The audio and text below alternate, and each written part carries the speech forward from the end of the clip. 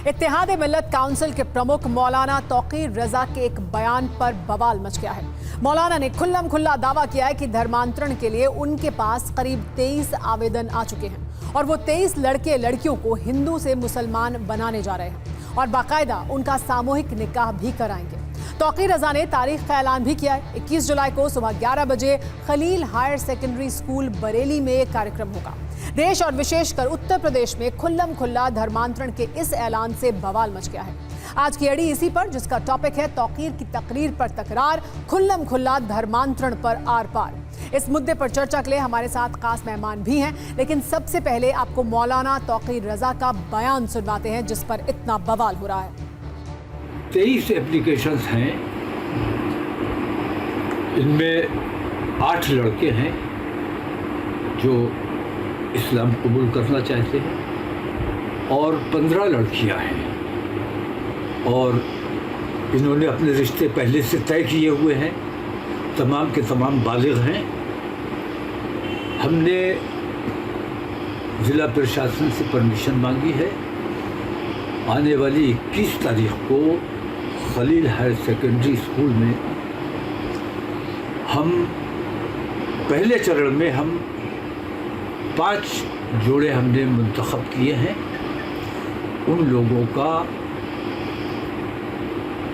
धर्म परिवर्तन तो तकरीबन उनका पहले से है, आपस में वो कर चुके हैं। तो धर्म परिवर्तन की जो प्रक्रिया है वो पूरी की जाएगी और उनका बाकायदा निकाह होगा, सामूहिक निकाह जिसे कहा जाता है, सामूहिक विवाह। तो 21 तारीख को 11 बजे ये कार्यक्रम रखा गया है। जिला प्रशासन को इत्तला दे दी गई है, लेकिन उन्होंने अभी तक परमिशन के हवाले से कोई जवाब नहीं दिया है।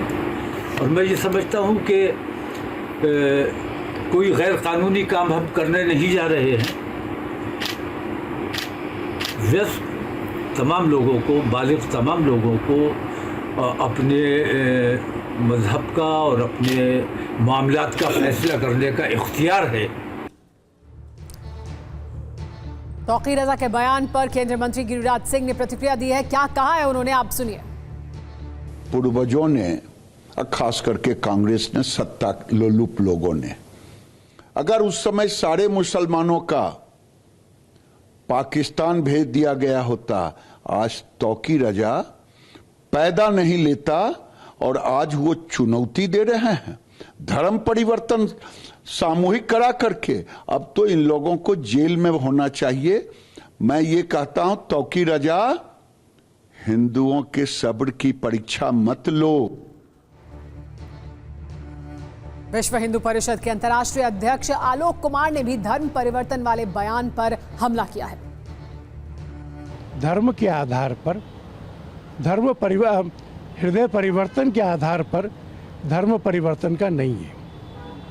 ये मामला दंगे भड़काने का है, ये मामला हिंदुओं को भड़काने का है और हिंदू मुस्लिम संबंधों का खराब करने का है।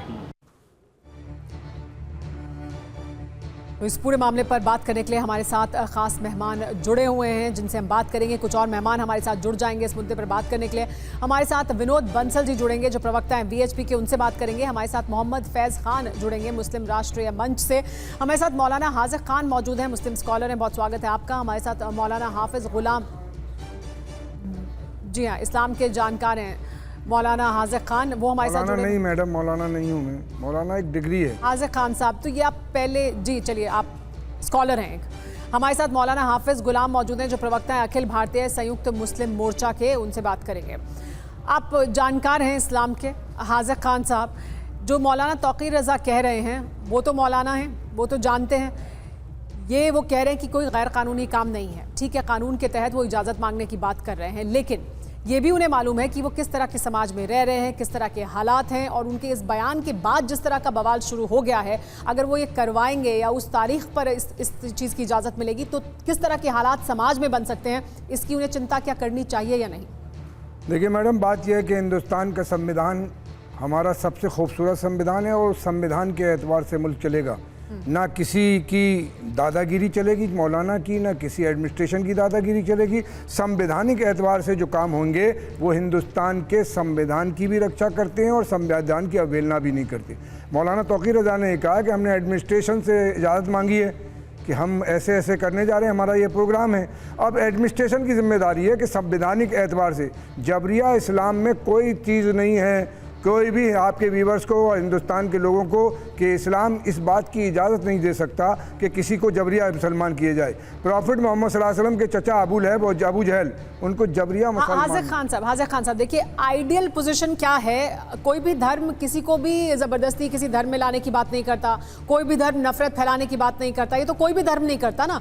तो ये आप सिर्फ इस्लाम से जोड़कर इसको नहीं कह सकते। वो तो सारे ही धर्म समाज में शांति स्थापित करने के लिए, लोगों में भाईचारा स्थापित करने की बात करते हैं, तो कोई भी धर्म इसके खिलाफ नहीं है। बात ये हो रही है कि अभी जो वो कह रहे हैं, अभी और आज के जो हालात हैं, जिस तरह के समाज में हम रहते हैं, आपको क्या उसका ख्याल करने की ज़रूरत नहीं है?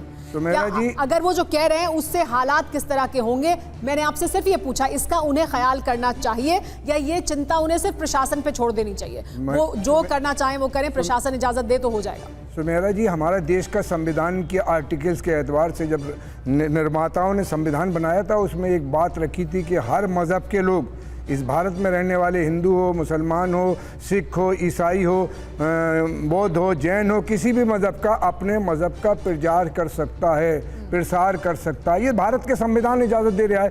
उसमें संविधान के ऊपर चढ़ के अगर तौकीर रज़ा काम करते हैं तो वो संविधान की अवहेलना करेंगे। और जो लोग ये बोल रहे हैं, ये तो फिर जांच की जाएगी, नहीं तो पता किया जाएगा कि कैसे हो रहा है ये। क्या कोई प्रलोभन तो नहीं दिया गया, क्या कोई लालच तो नहीं दिया गया, कोई दबाव तो नहीं है? ये सब तो फिर जांच का विषय हो जाएगा। मैडम, इस्लाम में ना किसी को जबरदस्ती लाना है, ना लालच के एतबार से लाना चाहिए। ये तो आइडियल पोजीशन है। एक मिनट मेरी बात कहने दें। इस्लाम की अगर ऐसी तौकीर रज़ा कर रहे हैं या मैं कर रहा हूं, कोई भी कर रहा है, वो इस्लाम नहीं पेश कर रहे, वो गलत बात पेश कर रहे। इस्लाम ने कहा है कि कोई भी मानव, कोई भी शख्स बालिग अपनी मर्जी के साथ जो जिसको ये समझ है कि मैं कौन से धर्म में रह सकता हूं, कौन में नहीं रह सकता, ये उसका अपना विवेक है और उस विवेक पे उसे फैसला। हमारा कानून भी उसको ये इजाजत देता है, ये धर्म भी इजाजत देता है।